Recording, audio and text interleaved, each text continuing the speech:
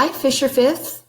This is Mrs. Eusebio, and I am here this week to read you the journey selection called Storm Warriors by Elisa Carbone. This is also a historical fiction text, and in this particular text, we're going to be using the target strategies of inferring and predicting about the text. We're also going to be drawing some conclusions and making some generalizations about the text. So that's what we'll be working on this week as we work with this text. So I'm going to begin my reading of Storm Warriors by Elisa Carbone. It's 1896 on Pea Island, part of North Carolina's Outer Banks. Nathan dreams of becoming a fearless surfman with Pea Island's elite African-American life-saving crew. However, his father, a fisherman, doesn't want Nathan to risk his life rescuing people from shipwrecks. Nevertheless, Nathan studies medical books and learns critical life-saving skills. Then a hurricane hits the Outer Banks. The E.S. Newman runs aground in the storm. This is Nathan's chance to help the surfmen. As the storm rages, he begins to realize that knowledge is as important as bravery. I stumbled forward and caught my balance on the side of the beach cart. I faced the sea and the wind. There was the sunken ship, hardly 30 yards from us. She was a mass of dark hull and white torn sails against the foaming sea, rocking on her side, her cabin as much of her starboard already demolished by the heavy surf. As I stood with my mouth open, panting, the wind blew my cheeks floppy and dried my tongue. A cheer went up from the sailors aboard the ship. They spotted us and had high hopes that they would soon be rescued. I expected to hear the command, "Action!" to begin the breeches buoy rescue, but heard nothing. It took me a moment to realize what Keeper Etheridge must already have figured out. Our equipment was useless. There was no way to dig a hole for the sand anchor under these rolling waves, nowhere to set up the Lyle gun.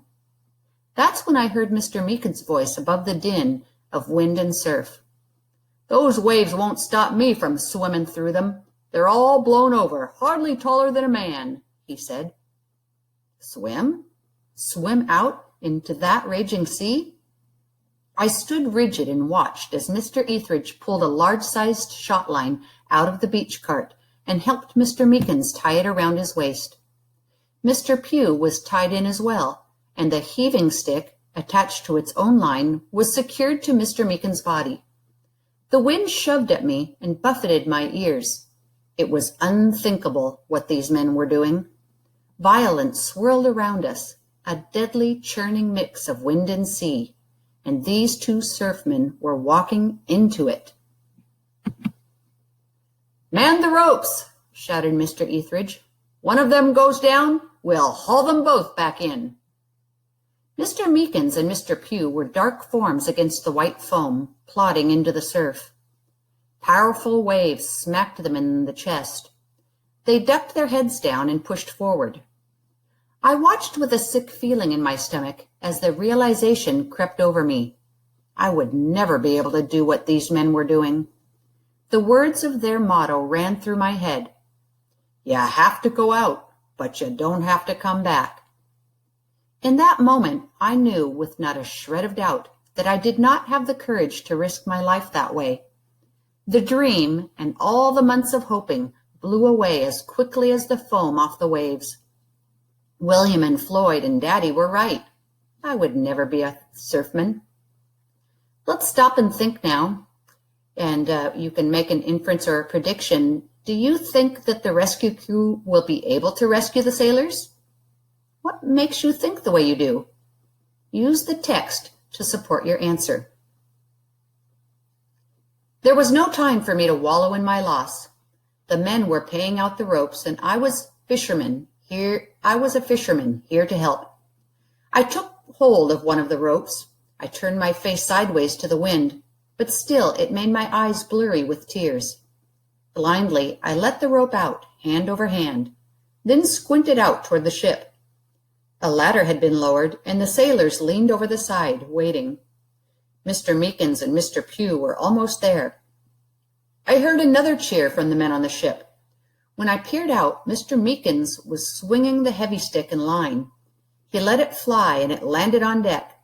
The sailors would tie the line to the ship so that the rope could help steady the surfmen as they made their way from ship to shore and back again. Soon we were hauling rope back in.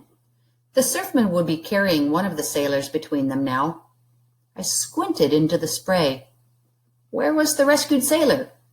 Mr. Meekins and Mr. Pugh were on their way back, but without a third man between them. Mr. Meekins was carrying something a little larger than a Lyle gun. What in the world could be more important to save off that ship than the lives of the men on board? I shook my head and hauled rope. The surfmen were half walking, half swimming, pushing forward, the waves smacking against their backs and seeming to want to spit them out of the sea. As the surfmen drew closer, I heard what sounded like the squalling of an alley cat. Mr. Meekins handed over his bundle and shouted, "Get it into dry blankets before it goes blue." The bundle was passed from man to man until it was handed to me, and I found myself looking into the terrified eyes of a screaming child. Daddy put his arm around my shoulders. "The driving cart," he shouted over the din of the waves and wind. In the driving cart, which was nothing more than an open wagon, dry blankets were packed under oilskins. We crouched next to the cart, and it gave us some protection from the storm. The child clung to my neck. He was drenched and shivering miserably. I tried to loosen his grip so I could get his wet clothes off, but he just clung tighter. He was crying more softly now. "Mama," he whimpered. I gave Daddy a pleading look. What if his mother had already been washed overboard and drowned? Daddy stood, cupped his hands around his eyes, and looked in the direction of the ship. "They're carrying a woman back now," he said. "Your mama is coming," I told the child. He looked to be about 3 or 4 years old, with pale white skin and a shock of thick brown hair. "Let's get you warm before she gets here." We had the boy wrapped in a dry blanket by the time his mother came running to him, cried, "Thomas," and clutched him to her own wet clothing with such passion that she probably got him half drenched again. The lady, who told us her name was Mrs. Gardner, said she'd be warm enough in her wet dress under blankets and oilskins. No sooner had we settled her with Thomas than we heard the cry, "Ho! This man is injured!" Let's stop and think again. The author uses first person's point of view, which tells the story from the narrator's perspective. How would the story change if it were told from Mr. Meekham's third person point of view? Let's think about that for a minute. I ran to see. A young sailor had just been delivered by the surfmen. Blood dripped from his head and stained his life preserver. His lips were a sickly blue. He took 2 steps, then collapsed face first into the shallow water. Mr. Bowser dragged him up by his armpits and pulled him toward the driving cart. "George, take over my place with the ropes," he shouted to Daddy. "Nathan, come help me." The sailor looked hardly older than me, with dirty blonde hair that had a bloody gash the size of a pole bean running through it. "Treat the bleeding first, then the hypothermia," I said, as I recalled the words from the medical books, and they comforted me with their matter-of-factness. Mr. Bowser grunted as we lifted the sailor into the driving cart. "You did study well, Nathan," he said. Mr. Bowser sent me for the medicine chest. Then I held a compress against the man's head wound while Mr. Bowser began to remove his wet clothes. That's when Mr. Bowser seemed to notice Mrs. Gardner for the first time. "Ma'am, we're going to have to—" He cleared his throat. "This boy's hypothermic, so his wet clothes have to—" Mrs. Gardner rolled her eyes in annoyance. "Oh, for heaven's sake," she exclaimed. She immediately went to work to pull off the man's boots, help Mr. Bowser get the rest of his clothes off, and bundle him in a dry blanket. "Are there any other injured on board?" Mr. Bowser asked as he wrapped a bandage around the man's head. "No, only Arthur," she said. "He took quite a fall when the ship ran aground." Arthur groaned, and his eyes fluttered open. "I'm cold," he complained. Suddenly there was a commotion at the ropes. "Heave!" Mr. Etheridge shouted. "Haul them all in!" "They've lost their footing!" I cried. Mr. Bowser grasped me by the arms. "Take over here. I'm sure you know what to do." Then he ran to help with the ropes. My hands felt clammy and shaky, but once again the words from the books came back to steady me. Rub the legs and arms with linseed oil until warmth returns. I rummaged in the medicine chest, found the linseed oil, and poured some into my palm. "This will warm you, sir," I said loudly enough to be heard over the wind. Arthur nodded his bandaged head and watched nervously as I rubbed the oil into his feet and calves, then his hands and arms. He gave Mrs. Gardner a quizzical look. "Ain't he young to be a doctor?" he asked her. She patted his shoulder and smoothed the hair off his forehead. "He seems to know what to do, dear," she said. "I am warming up," he said.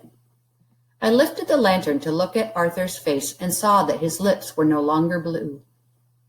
Let's stop and think again. Based on the events that have happened up to this point, what do you think Nathan will do for work when he grows up? Just then, a tall white man appeared, dressed in a captain's coat, his long hair flying in the wind. He reached up into the driving cart and pulled Mrs. Gardner to him, pressing his cheek against hers. He must have asked about Thomas, because she pointed to him, bundled and sleeping in the cart. "They've saved the whole crew," he cried. He looked around at me and Arthur, and at the other rescued sailors and the surfmen who were now gathering around the driving cart in preparation for the long trip back through the storm to the station. "My good men," he said, his voice shaking, "we owe you our lives." That's our story of the week. Be looking for some activities related to the story of the week in your packet of learning for this week. I'll see you next time. Bye.